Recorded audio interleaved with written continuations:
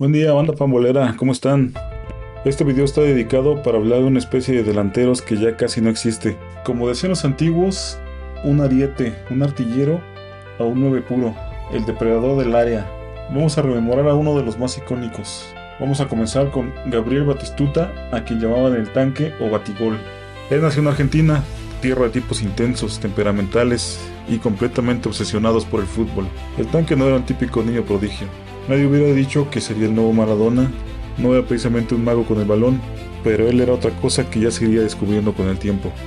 Al principio Batistuta no parecía destinado a convertirse en leyenda. Debutó con Newell's, pasó por River y terminó explotando en Boca. Ahí comenzó el mito, porque Batistuta tenía algo que no se puede enseñar: instinto matador. No importaba si la pelota venía alta, rebotada, incómoda, si estaba en medio de tres defensas, él encontraba la forma de convertirla en gol. Y no goles bonitos, golpes, tiros de guerra llenos de rabia y de puntería. Fue entonces cuando llegó a Italia. En los 90 llegar a la Serie A era como entrar al Coliseo romano: defensas asesinas, partidos cerrados, catenaccio puro y duro.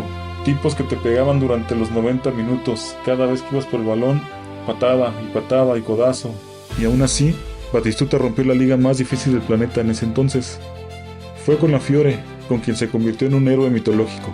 No porque ganara todo, sino porque se quedó incluso cuando el club descendió a Serie B. Mientras otros escapaban, Batistuta se quedó a pelear, y eso en el fútbol vale más que muchos trofeos. La afición de Florencia terminó amándolo tanto que le levantaron una estatua que todavía se puede ver ahí, porque algunos jugadores pasan por un club y otros se convierten en parte de la ciudad. Batigol quería una última conquista y en el año 2000 fichó por la Roma. Esto lo hizo para lograr un objetivo que se le había negado en la Fiore: ganar la Serie A. Y sí la ganó, como los viejos guerreros, sin glamour, sin marketing, a punta de goles, con el cuchillo entre los dientes. Con la selección argentina también dejó huella, fue a mundiales, a Copas América e hizo goles históricos. Durante años fue el máximo goleador histórico de un país tan futbolero como Argentina. Se apoyó sobre todo en sus grandes armas: un remate brutal con ambas piernas, un cabezazo criminal, potencia física absoluta y una mentalidad competitiva como pocas. Tanta entrega fue un arma de doble filo porque comenzó a darle problemas con el cuerpo por desgaste físico. Terminó destrozándose sus tobillos. Años después, él confesó que el dolor era tan fuerte que a veces no podía ni caminar, y fue el famoso momento en que le pidió al médico que le amputara las piernas. Eso fue el precio que pagó para entregarse en cada partido y nunca guardarse nada. Para cerrar con el tanque, 3 datos curiosos. Él odiaba que le dijeran batigol, prefería Gabriel a secas. Es el único jugador hasta el momento que ha hecho un triplete en 2 mundiales diferentes. Hoy se dedica a la cría de caballos de polo y vive en Argentina. En Europa de los años 90 hubo un delantero terco, incómodo, orgulloso, que se dio a notar entre los clubes de la superélite. Un chileno a quien apodaron Bam Bam. Iván Zamorano, un delantero que no necesitaba ser elegante para convertirse en leyenda. Nació en Chile, en una familia humilde, y desde muy joven entendió algo: si quería triunfar, iba a tener que pelear por todo. De adolescente fue rechazado por Colo-Colo, el club de sus amores. Entró en las fuerzas básicas de Cobresal, y ahí comenzó a construir algo que terminaría convirtiéndose en su sello distintivo: el juego aéreo. Se quedaba horas extras entrenando cabezazos con balones mojados para fortalecer el cuello. Entrenaba cabezazos por horas, como si fuera un boxeador preparándose para una pelea en Las Vegas, y eventualmente le funcionó. Debutó profesionalmente con Cobresal, pero fue cedido a un equipo de segunda división para ganar experiencia. Allí anotó goles, explotó con muchos goles. Después vino a Europa, primero Suiza, luego el Sevilla en España y finalmente el equipo merengue, el Real Madrid, donde Zamorano estuvo a punto de fracasar. Esto porque al principio le dijeron que no contaban con él. Muchos delanteros habrían ido derrotados, pero Bam Bam reaccionó como reaccionan los grandes, peleando. Hizo una pretemporada espectacular, aprovechó las lesiones de otros delanteros y cuando le dieron la oportunidad, rompió todo. Terminó siendo campeón de liga y ganó el Pichichi como máximo goleador en España, a punta de cabezazos, de coraje y de fuerza.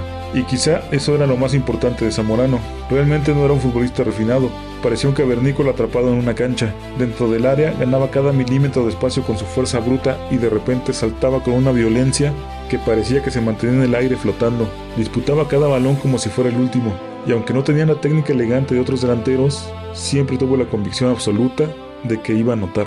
Después jugaría para el Inter de Milán, donde compartiría vestidor con monstruos del fútbol mundial, y aún así Zamorano nunca desentonó. especialmente cuando usaba aquella legendaria camiseta 1+8. Más tarde llegaría a México, donde muchos aficionados todavía lo recordamos. Llegó a la América pareciendo que vendría a retirarse, pero vino a competir con todo y ese año terminó siendo campeón. Entonces regresó al club de sus amores, Colo-Colo, que por ese tiempo no estaba pasando por un buen momento. Regresó para retirarse ahí, sin embargo las cosas no salieron como él hubiera querido. En la final del torneo Apertura 2003 de la Liga Chilena, el Cobreloa goleó a Colo-Colo 4-0. Y Zamorano agredió al árbitro, por lo que ganó una suspensión que precipitó su retiro. Terminó expulsado, furioso y goleado, un final consistente con la intensidad de su carácter. Con la selección chilena también dejó una huella enorme. Formó junto a Marcelo Salas una de las delanteras más peligrosas que ha tenido Chile, y durante años fue el rostro del fútbol chileno por su capacidad increíble para aparecer en partidos importantes.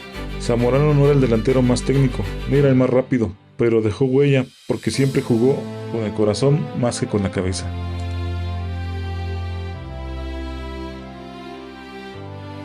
Hugo Sánchez nació en la Ciudad de México, en una época donde parecía imposible que un futbolista mexicano conquistara Europa, pero él no pensaba como los demás. Desde joven tenía una confianza gigantesca, algunos dirían arrogancia, y tal vez tendrían razón. Pero los grandes goleadores casi siempre tienen algo de ego descomunal, porque se necesita una mentalidad especial para hacer cosas grandes, como de hecho hizo él. Comenzó en los Pumas del UNAM, donde le pusieron el mote del Niño de Oro. Era un delantero espectacular, atlético, acrobático. Hugo no metía goles normales, metía goles que parecían hechos para televisión. Chilenas, remates imposibles, definiciones perfectas. Poco a poco empezó a convertirse en la gran estrella del fútbol mexicano, pero el verdadero reto estaba del otro lado del océano, en Europa. Primero tuvo que abrirse camino en el Atlético de Madrid. Llegó a una liga dura, violenta, llena de defensas criminales. En ese tiempo no se cuidaba tanto el talento como se hace ahora. Y aún así, logró convertirse en el campeón goleador. Eso llamó la atención del Real Madrid y ahí fue donde Hugo construyó la leyenda. 5 ligas consecutivas, 4 pichichis seguidos, cientos de goles. Pero más allá de los números estaba la personalidad. Hugo jugaba como una superestrella, incluso antes de tocar el balón. Celebraba con arrogancia, hablaba sin miedo, jugaba con una confianza que desesperaba a los rivales. Y quizás eso es lo que mucha gente nunca entendió de Hugo Sánchez. Hugo no quería caer bien, quería dominar. Como un definidor nato, su especialidad siempre fue el área, donde se hizo un hombre a base de desmarques, anticipaciones, de perfilarse en el aire y su sello particular, los remates de primera, a veces mediante acrobacias que iba improvisando en el momento como tijeras o chilenas. Su gran plasticidad hacían que esos momentos fueran efectivos, además de elegantes y vistosos. También llegó a tener muchos defectos. A veces era individualista, a veces era arrogante, y muchas personas sentían que su ego era demasiado grande. Pero curiosamente, eso terminó haciéndolo todavía más mítico, porque Hugo nunca fue un futbolista común.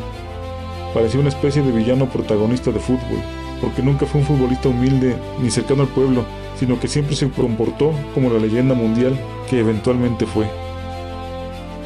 Con la selección mexicana vivió momentos importantes, aunque también cargó con críticas y frustraciones mundialistas, especialmente porque su mejor etapa coincidió con uno de los momentos más caóticos del fútbol mexicano, como el escándalo de los cachirules que no le permitió jugar el Mundial Italia 90.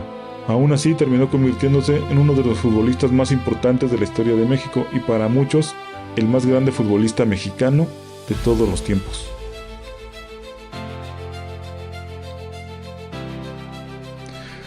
Ruud van Nistelrooy comenzó su carrera jugando como defensa central, lo que en el futuro le permitió entender cómo piensan y reaccionan aquellos que intentaban detenerlo. No era el más explosivo, ni el más plástico. Tampoco hacía conducciones espectaculares ni regates brasileños, pero siempre sabía exactamente dónde iba a caer el balón. Sabía cómo explotar los puntos ciegos, los tiempos, y siempre fue extremadamente disciplinado tácticamente. En Holanda empezó a destruir redes en el PSV Eindhoven. Goles de todos tipos, rebotes, remates rápidos, cabezazos, definiciones de primera intención. No necesitaba tocar mucho el balón, solo necesitaba una oportunidad. Entonces llegó la tragedia, una lesión gravísima de rodilla, y en esa época, una lesión así podía destruir carreras enteras. Muchos pensaron que nunca volvería a jugar, pero Ruud regresó, y regresó recargado. El Manchester United apostó por él, y terminó siendo una máquina de goles. En Inglaterra dominó la Premier League siendo un delantero clásico, porque mientras el fútbol comenzaba a hacerse más dinámico, Van Nistelrooy seguía acechando dentro del área como un depredador silencioso. Y eso era lo impresionante. No parecía desesperado, no parecía acelerado, no parecía ansioso de tener el balón para crear juego. Parecía frío, como si el gol fuera simplemente una operación matemática. Con el United ganó títulos, rompió récords y se convirtió en uno de los delanteros más aclamados de Europa. Pero aún así, mucha gente sentía que no recibía el mismo brillo mediático que otras estrellas, quizá porque su juego era demasiado simple para algunos, aunque en realidad era pura eficiencia. Pocos adornos, poca fantasía, poca teatralidad, mucho oficio y sobriedad. Después llegó el Real Madrid y muchos pensaron que ya venía de bajada, pero Ruud salió campeón, ganó el Pichichi y siguió destruyendo defensas como si todavía estuviera en su prime, porque los goleadores verdaderos como él envejecen diferente, el instinto no desaparece. Con la selección de Países Bajos también jugó Eurocopas y un Mundial, pero nunca terminó de alcanzar la misma dimensión que tuvo en clubes. Su firma siempre fue la sangre fría dentro del área, lo que le permitía ser consistente, tener un posicionamiento perfecto, una gran lectura del área y definición quirúrgica. Lo que se le criticó mucho es que no era un delantero creativo ni era especialmente rápido, y fuera del área podía desaparecer algunos ratos, pero cuando el balón aparecía cerca del arco, en lo que eran sus dominios, Van Nistelrooy siempre terminaba metiendo goles. Si Van Nistelrooy era un depredador silencioso, Didier Drogba tenía una presencia que hacía que todos lo voltearan a ver siempre. Era un hombre que parecía construido específicamente para destruir finales. Alguna vez dijo que el dolor de perder era tan fuerte que él hacía todo lo posible para que eso no pasara y menos en las finales. Él tenía poder, impacto, presencia. Cuando Drogba estaba en la cancha, parecía que un jefe final acababa de aparecer. Y lo más impresionante es que ni siquiera explotó joven. Mientras otros prodigios ya eran estrellas a los 20 años, Drogba todavía estaba peleando por abrirse camino en Francia. Pero quizá eso fue lo que terminó construyendo al monstruo competitivo que después veríamos, porque nadie le regaló nada. Poco a poco comenzó a destacar por algo muy específico. Era imposible moverlo, los defensas rebotaban contra él, y aún así tenía técnica suficiente para controlar, girar y disparar como un delantero de élite. Cuando llegó al Chelsea, muchos no entendían realmente lo que estaban fichando. Pensaban que era solamente un delantero físico, pero Drogba terminó convirtiéndose en el alma competitiva del equipo más peligroso de aquella era, porque había algo rarísimo en él.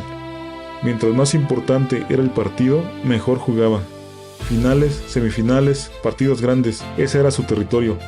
Muchos delanteros desaparecen bajo presión, pero Drogba parecía alimentarse de ella.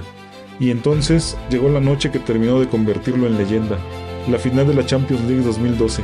El Chelsea estaba prácticamente contra la lona, pero Drogba hizo lo que hacía siempre, aparecer cuando el caos era más grande, marcó el empate de cabeza y después anotó el penal decisivo, como si el destino completo del partido hubiera estado esperándolo siempre. Y es que ese era Didier Drogba. Tenía fuerza impresionante que le daba la capacidad de aguantar y arrastrar defensas, juego aéreo brutal, un disparo potente y una mentalidad competitiva monstruosa. Pero además tenía algo que no se puede entrenar, presencia. Drogba sabía cómo imponer respeto, y si bien a veces era irregular durante la temporada, en ciertos partidos desaparecía demasiado lejos del área, pero cuando llegaban las noches importantes, nadie quería enfrentarlo. Con Costa de Marfil también se convirtió en un símbolo nacional. Es el máximo goleador histórico de su selección. Llegó a 3 finales de la Copa Africana de Naciones, ganando la edición 2015 y llevó a Costa de Marfil a calificar a 3 mundiales consecutivos. Pero Drogba no es leyenda solo por el fútbol. En 2005 su selección había clasificado por primera vez al Mundial, y en medio de la celebración, Drogba pidió un micrófono y aprovechó la transmisión nacional para dar un discurso histórico a su país, pidiendo por la unidad nacional y la paz. Después, en 2007, organizó un partido amistoso en territorio rebelde entre la Selección Nacional de Costa de Marfil y un equipo combinado de la ciudad de Bouaké, con público de ambos lados del conflicto, forzando una tregua y logrando que los líderes del conflicto se sentaran juntos en el palco, consiguiendo así acelerar el proceso de paz y el alto al fuego. Decir que Drogba logró el alto a la guerra sería inexacto, pero no cabe duda que su influencia sí fue determinante y sumó mucho para lograrlo. Actualmente es considerado un símbolo de unidad en Costa de Marfil y el rostro de una generación que puso al país por encima de las divisiones. Porque son contados los futbolistas que de verdad tuvieron un impacto real en la historia de su país. Hoy en día Drogba es un empresario, filántropo y líder social que usa su nombre para seguir ayudando a su país y al fútbol africano.